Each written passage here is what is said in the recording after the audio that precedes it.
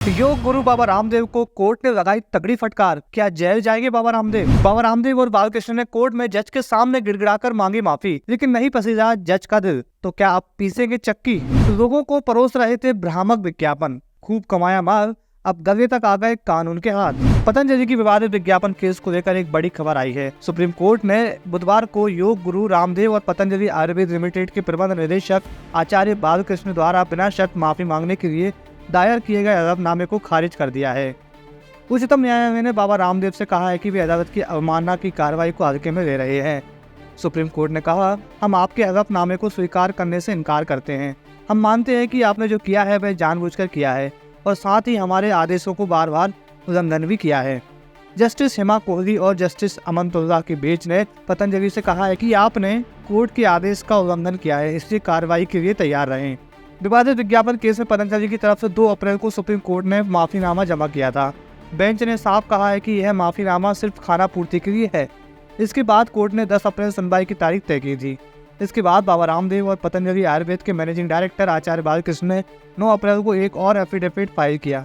इस एफिडेविट में बाबा रामदेव ने अपनी गलती स्वीकार करते हुए इसे दोबारा नहीं दोहराने का वादा किया था।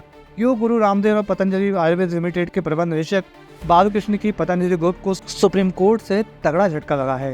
कंपनी ने सुप्रीम कोर्ट में भ्रामक विज्ञापन मामले में बिना शर्त माफी मांगी थी, लेकिन कोर्ट ने इसे खारिज कर दिया है।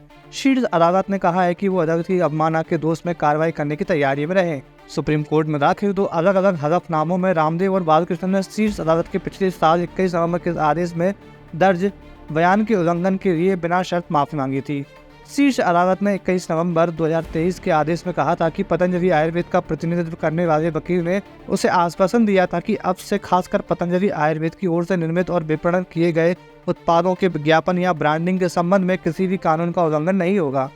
पतंजलि ने यह भी कहा था कि प्रभावकारिता के संबंध में या चिकित्सा की किसी भी पद्धति के खिलाफ कोई भी बयान किसी भी रूम में मीडिया जारी नहीं किया जाएगा। आश्वासन का पालन नहीं करने और उसके बाद मीडिया में बयान जारी किए जाने पर शीर्ष अदालत ने नाराजगी जाहिर की थी। कोर्ट ने बाद में पतंजलि को कारण बताओ नोटिस जारी किया कि क्यों न उसके खिलाफ अवमानना की कार्रवाई शुरू की जाए। इसी तरह बालकृष्ण ने भी शीर्ष अदालत के पिछले साल 21 नवंबर के आदेश में दर्ज बयान के उल्लंघन के लिए बिना शर्त माफी मांगी। उन्होंने कहा, मुझे प्रतिवादी संख्या 5 की ओर से विज्ञापन जारी करने पर गहरा खेद है, जो 21 नवंबर 2023 के आदेश का उल्लंघन है। मैं इस संबंध में अपनी ओर प्रतिवादी संख्या 5 की ओर से बिना शर्त माफी मांगता हूं।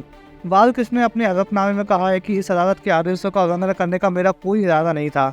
मैं वचन देता हूं कि भविष्य में ऐसी कोई चूक नहीं होगी। मैं हमेशा कानून की महिमा को बनाए रखूंगा।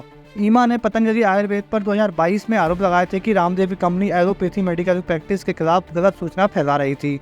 ईमा की तरफ से बगावत कर रहे सीनियर एडवोकेट PS पटवारिया ने कहा था कि पतंजलि आयुर्वेद ने योग की मदद से मधुमेह और अस्थमा को पूरी तरह से ठीक करने का दावा किया था।